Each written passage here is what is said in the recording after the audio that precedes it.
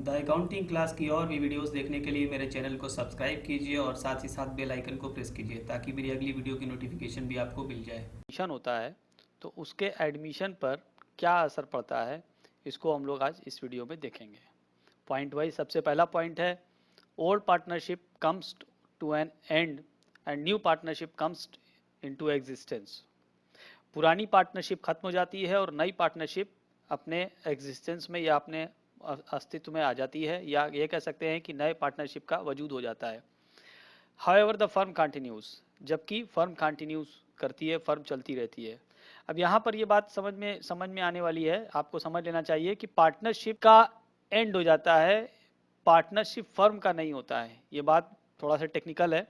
देखिए, partnership firm जो है वो एक पूरा बिजनेस है, जबकि पार्टनरशिप पार्टनर्स के बीच एग्रीमेंट को कहते हैं। तो जब कभी भी किसी पार्टनर का एडमिशन होगा, किसी पार्टनर का रिटायरमेंट होगा या किसी पार्टनर की डेथ होगी, तो ऐसे केस में जो पार्टनर्स हैं उनके रेशियो में तब्दीली आ जाएगी, उनका रेशियो बदल जाएगा और उनका एक पुराना एग्रीमेंट ख़त्म करके नया एग्रीमेंट बनेगा।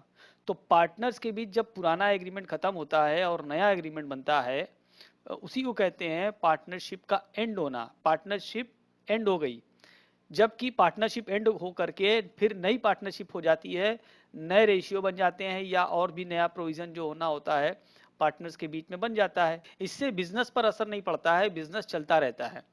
पार्टनरशिप फर्म अगर बंद होगा तब जा करके बिजनेस बंद होगा, और वो तब होता है जब सभी पार्टनर्स की डेथ हो जाए या एक को छोड़कर सभी की डेथ हो जाए, तो वो सब अलग केस होता है। यहाँ पर किसी पार्टनर्स के एडमिशन पर पार्टनरशिप का एंड होता है, लेकिन पार्टनरशिप फर्म का एंड नहीं होता है।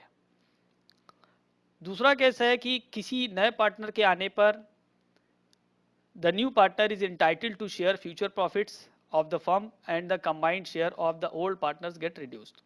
भाई, जब किसी नए पार्टनर को आप फर्म में शामिल करेंगे तो उसको क्यों शामिल करेंगे या वो क्यों आएगा? इसलिए आएगा कि आपके फर्म में उसको भी कुछ प्रॉफिट का हिस्सा मिल जाए।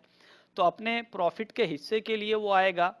तो जब आप किसी नए पार्टनर को फर्म में शामिल करेंगे तो आपको अपना कुछ हिस्सा सेक्रीफाइस करना पड़ेगा, तभी उसको आप प्रॉफिट दे पाएंगे।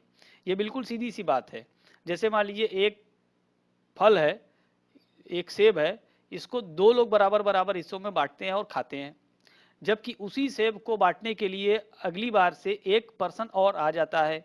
तो अब फल एक ही है, लेकिन अब उसको बांटने वाले लोग तीन हो गए। तो जो पहले मिल रहा था जितना जितना हिस्सा पहले वालों को, क्या एक नए वाले आने के बाद भी उतना ही हिस्सा मिलेगा पुराने वालों को? जवाब आएगा नहीं, ऐसा नहीं हो सकता। क्योंकि पहले अगर आप बराबर बराबर बांट रहे थे या जितना भी बांट रहे थे, वो कहीं ना कहीं आपको सेक्रीफाइस करना पड़ेगा, क्योंकि उसी में से फिर नए वाले को भी देना है। तो इसका मतलब ये हुआ कि जब भी कभी नया पार्टनर आएगा उसको प्रॉफिट का हिस्सा देना पड़ेगा, और उस प्रॉफिट के देने की वजह से पुराने पार्टनर्स को अपना शेयर कुछ सेक्रीफाइस करना पड़ेगा। ये अलग बात है कि हो सकता हो सभी को सेक्रीफाइस ना करना पड़े, किसी एक को करना पड़े या एक को छोड़कर बाकी को करना पड़े। ये डिपेंड करेगा कि नए पार्टनर के आने के बाद नया प्रॉफिट शेयरिंग रेशियो क्या है। लेकिन ये बात तय है कि सेक्रीफाइस करना पड़ेगा, कुछ ना कुछ सेक्रीफाइस होगा पुराने पार्टनर्स का, टोटल कंबाइंड मिला करके। ठीक है। तीसरी बात यह है कि अगर कोई नया पार्टनर आता है तो उससे उसकी कैपिटल मंगाई जाती है। फर्म में बिना कुछ लगाए हुए तो कोई आ नहीं सकता है, या आप उसे तो आने नहीं देंगे। तो फर्म में अगर वो आ रहा है और वो प्रॉफिट का हिस्सा चाहता है तो आप उससे कैपिटल कम से कम मंगाएंगे। तो नए पार्टनर के आने पर वो अपनी कैपिटल लेकर के फर्म में आएगा, जिससे टोटल फर्म की कैपिटल कुछ ना कुछ बढ़ जाएगी। New partner or incoming partner acquires right on the assets and also becomes liable for the liabilities of the firm. अब जब नया पार्टनर आ रहा है वो प्रॉफिट में हिस्सा लेगा, वो अपनी कैपिटल लेकर आ रहा है, तो जब फर्म की जो टोटल एसेट्स है उस पर भी उसका अधिकार हो जाएगा, और फर्म की लायबिलिटी के लिए वो लायबल भी हो जाएगा, क्योंकि अब वो फर्म का एक हिस्सा बन गया, एक परिवार का सदस्य के तौर पर हो गया। तो जब परिवार के सदस्य के तौर हो गया तो परिवार की जो संपत्ति है यानी जो फर्म की एसेट्स है उस पर भी उसका हक हो गया, उसका अधिकार हो गया, और परिवार की यानी फर्म की एक तरह से जो लायबिलिटी है उस लायबिलिटी के लिए भी वो उत्तरदायी हो गया और वो उसके लिए जिम्मेदार हो गया। तो ये उसके आने पर होगा। और adjustment is made for reserves, accumulated profit and losses. अब ये एक बात है, देखिए जब पार्टनर कोई नया आता है तो पुराने पार्टनर्स के पास जो अपना प्रॉफिट फर्म का है, पहले से जो उन्होंने बचा करके रखा है कुछ प्रॉफिट, या पहले से जो उन्होंने कुछ रिजर्व करके रखा है, वो सारी चीजें पहले उनको खत्म करनी पड़ेगी, एडजस्ट करनी पड़ेगी। क्योंकि नए वाले पार्टनर्स के आने पर पुराने पार्टनर ये नहीं चाहेंगे कि जो पुराना प्रॉफिट कमाया गया है या पुराना प्रॉफिट जो जुटाया गया है वो नए वाले को मिल जाए। इसलिए वो अपने पुराने प्रॉफिट्स को और रिजर्व्स को आपस में बांट लेते हैं और अपनी कैपिटल में ही उसे एडजस्ट कर लेते हैं। तो इस तरीके से किसी नए पार्टनर के आने पर पुराना प्रॉफिट या एक्यूमुलेटेड प्रॉफिट और एक्यूमुलेटेड लॉस या अगर रिजर्व्स, ये सारी चीज़ें पुराने पार्टनर्स की कैपिटल में एडजस्ट कर ली जाती है। नए पार्टनर्स का इस पुराने रिजर्व्स और एक्यूमुलेटेड प्रॉफिट या लॉस से कोई लेना देना नहीं होता है। और किसी नए पार्टनर के आने पर एसेट्स का रीवैल्यूएशन होता है और लायबिलिटी का रीअसेसमेंट होता है। यानी एसेट्स को फिर से देखा जाता है कि इसकी अब नई वैल्यू क्या होगी और लायबिलिटीज़ की भी नई वैल्यू क्या होगी असेसमेंट पर। तो इसे रीअसेसमेंट और रीवैल्यूएशन कहते हैं। इस रीअसेसमेंट या रीवैल्यूएशन की वजह से फर्म को कुछ प्रॉफिट हो सकता है या कुछ लॉस हो सकता है, दोनों में से कोई एक हो सकता है। तो प्रॉफिट हो या लॉस हो, जो कुछ भी हो, वो पुराने पार्टनर से ही उसका लेना देना है, नए पार्टनर से इसका कुछ लेना देना नहीं है।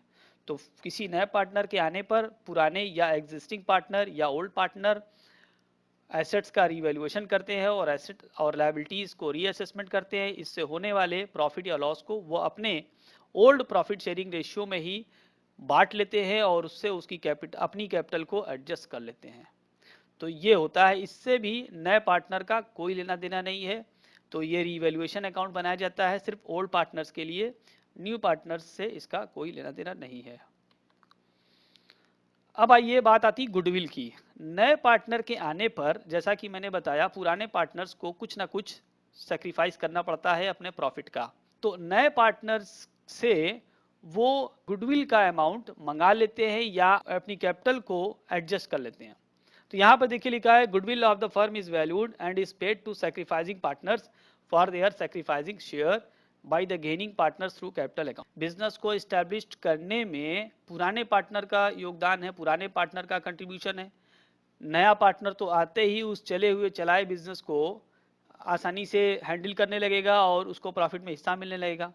तो वो जो बिजनेस में सेक्रीफाइस या जो बिजनेस के कंट्रीब्यूशन में या बिजनेस को बढ़ाने में जो मेहनत लगी थी और पुराने पार्टनर ने वो सारी मेहनत की थी, नया पार्टनर को तो वो मेहनत करनी नहीं पड़ेगी।